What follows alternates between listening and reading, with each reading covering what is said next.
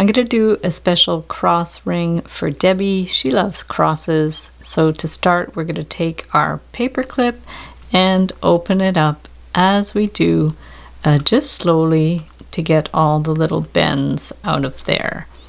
You could do this by hand, or you can do this with the pliers. Just take your flat pliers and start forming the cross. So this way, down, up, down, cross, straight down. You can make the bottom part a little taller if you want. Up, straight down. These are the tweezer nose pliers from Xuron. And then straight across, and you can give it a little jog right there.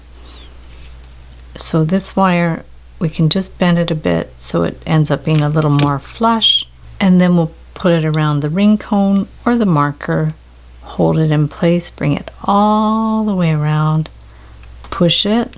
You need to curve that end just a little bit, so just take your round pliers and curve it around, and then you can adjust this so it just fits in there. If it's too long, you can push it in a little bit more. It is adjustable, and there you have your super cute and simple cross ring.